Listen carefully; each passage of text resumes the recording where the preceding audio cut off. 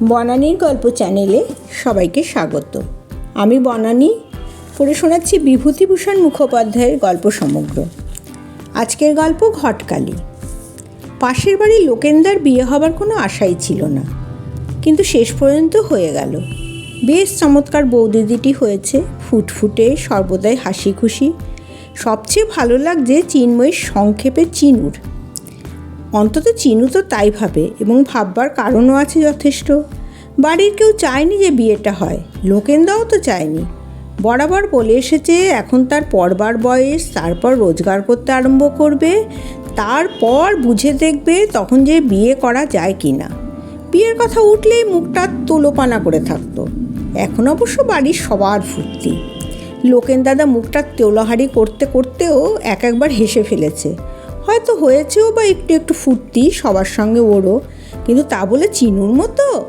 চিনুর সঙ্গে এক শুধু ঠাকুরমাকে ধরা যায় ও বাড়ির। সবাই বলেছে উনি না থাকলে বিয়েটা হতোই না এখন। আর সত্যিও তাই, চিনু তো বরাবর দেখে এলো। কিন্তু ও যদি না থাকতো তাহলে ঠাকুরমাইকে কিছু করে উঠতে পারতেন? প্রথম যেদিন কথাটা উঠল বেশ মনে আছে চিনুর। ও তো এ বাড়ির চেয়েও ও বাড়ির মেয়েই বেশি করে লোকেনদার ঠাকুমার কাছে কাছেই থাকে। লোকেনদা পড়ছিল নিজের ঘরে, ও পাশের চৌকিতে পুতুল নিয়ে খেলা করছিল। ঠাকুরমা গিয়েছিলেন মিত্তিরদের বাড়িতে। ওদের বাড়ির গিন্নির অসুখ বাড়াবাড়ি হয়েছে, দেখতে গিয়েছিলেন। ফিরে এসে বললেন, অখিল বাড়ি আছে না বেরিয়েছে কোথাও গা? লোকেনদার বাবা ঘরেই ছিলেন। বেরিয়ে এসে বললেন, কেন গো মা?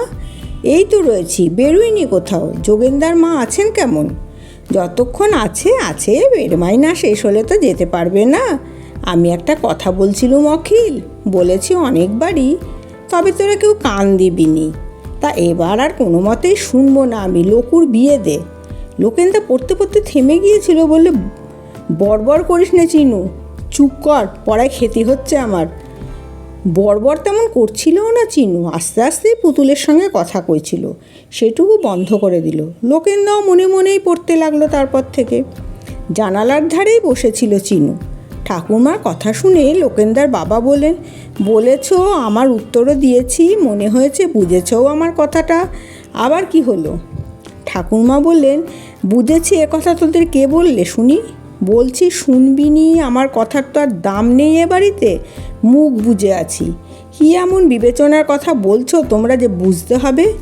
ওই একটা মানুষ নাদ্য বউয়ের মুখ তো দেখতে পেলে না বলে আপসাতে আপসাতে মরছে, আজও কথা কইতে পারছে না, তবু মিনমিন করে আমায় বললে, স্বাদ একটা নিয়ে যাচ্ছি অখিলের মা, আমার যে কি হবে সেখানে। না, এবার আমি কোনো মতেই শুনবো না অখিল, ব্যবস্থা করতেই হবে। আমি ওরকম আপসাতে আপসাতে মরতে পারবো না। লোকেনদার বাবা বলেন, যোগেন্দার মা অন্যায় বলেননি মা। যোগেন্দার ছেলেটির বয়স হয়েছে, বিয়ে এতদিন ফেলে রাখাই অন্যায় হয়েছে, কিন্তু লোকেনের কী বা বয়স বলো? তারপর তোমার বয়স আর যোগেন্দার মার বয়স, সেটাও ভেবে দেখো। তুমি লোকেনের বিয়ে না দেখে যাবেই বা কেন? আর তোমার যেতে দিচ্ছেই বা কে? লোকেনের পর শুভেনের বউ নিয়ে আসতে হবে তোমার, তারপর সে পরের কথা পড়ে।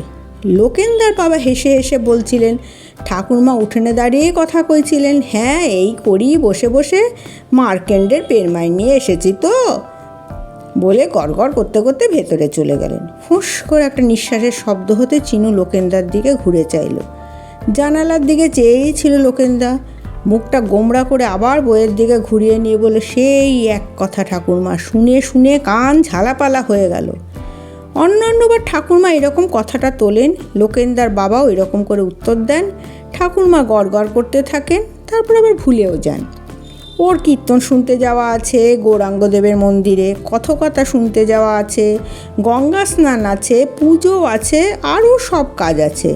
রামায়ণ পড়িয়ে শোনা, ভাগবত শোনা, ভুলেই যান। আবার অনেক দিন পর মনে পড়ে, আবার তোলেন কথা। এবার কিন্তু আর ভুললেন না, যখন তখন ওই কথা এনে ফেলেন। হয়তো খাচ্ছেন, লোকেনদার মা জিজ্ঞাসা করলেন, অম্বল আর একটু দেবো মা? বলছো ভালো হয়েছে? বললেন, দাও না হয় একটু, কামরাঙার অম্বলটা লাগে বড্ড ভালো। আমি বলে আমার কাজে যেন ওটা করো বৌমা। লোকেনের মার মুখটা ভার হয়ে গেল। বললেন, ভালো লাগে খাও, তবে খাওয়ার সময় অলক্ষণে কথা বলো না বাপু। ঠাকুরমা হাসলেন, বললেন, কথাগুলো বলে রাখতে হয় মা, আর কবে আছি কবে নেই। আর আমাদের মুখে এসব কথা কি দোষের কথা? যার যেটা স্বাদ বলে রাখতে হয়। স্বাদের কথায় মনে পড়ে গেল, হ্যাঁ বৌমা, অখিলকে বলে দেখেছো কি বলে? দেখে যেতে পাবো না নাত বউয়ের মুখ। তারপর এই কথাই হতে থাকে। দুপুরবেলা চিনু মাথার কাছে বসে পাকা চুল তুলছে। ঠাকুরমা লোকেন্দার মাকে তাগাদা দিচ্ছেন মাঝে মাঝে, হলো বৌমা তোমার? রামায়ণ শুনবেন ওর কাছে। লোকেন্দার মা অনেকক্ষণ পরে হাত মুছতে মুছতে বললেন, পাঠগুলো সারতে সারতে দেরি হয় মা। ঠাকুরমা বললেন, তা বুঝি নে, একা মানুষ, সেই জন্যই তো বলি লোকুর একটি বউ এনে দাও আমায়। আমরা দুজনে আমাদের ঘর সংসার নিয়ে থাকি, তুমি তোমার ঘর সংসার নিয়ে থাকো। বলেছ অখিলকে? লোকেন্দার মা বলেন, বলছি কি মা, তোমায় যা উত্তর আমারও সেই উত্তর। অন্তত এই পাশটা দিয়ে নিক, বয়সও তো দেখছো। তোমায় তো কিছু বলতে পারেন না, আমায় ধমক খেতে হয়। বলেন, তুমি কোথায় মাকে বুঝিয়ে বলবে, না উল্টে সুরে সুর মেলাতে আরম্ভ করেছো?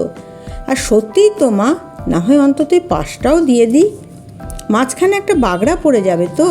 ঠাকুরমার মুখটা ভার হয়ে গেল। একটু হেসেই বললেন, তবু অখিল বলবে বৌমা আমার সুরেই সুর মেলাচ্ছেন।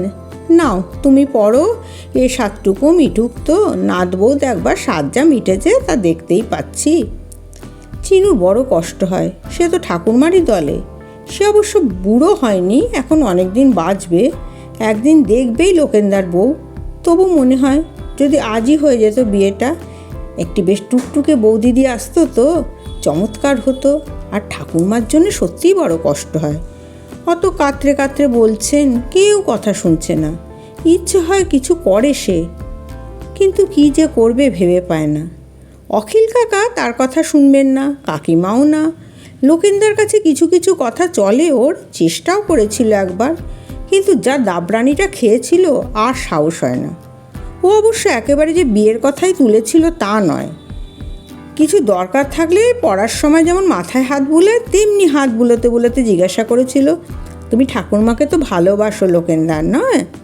লোকেন্দা পড়তে পড়তে যেমন বলে তেমনি করে বলল, হঠাৎ ঠাকুরমাকে ভালোবাসার কথা যে? চিনু বলল, না তাই বলছি, উনি এবার মরে যাবেন কি না।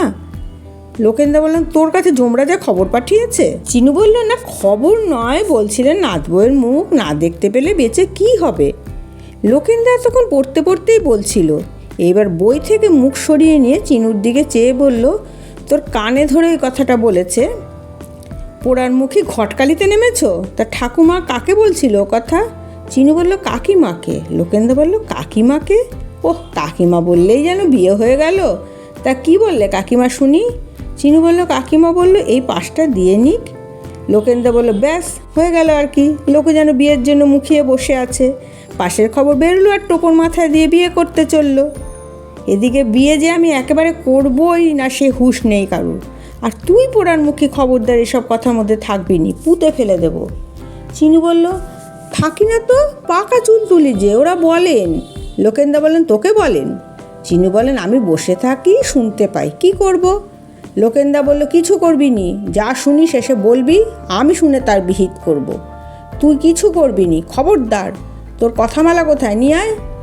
তারপর থেকে চিনু কিছু বলে না, নিজের দিক থেকেও না, ওদের মুখে যা শোনে তাও না। বড় বড় চোখ দুটো পাকিয়ে যখন চায় লোকেন্দা, এত ভয় করে, দরকার কি?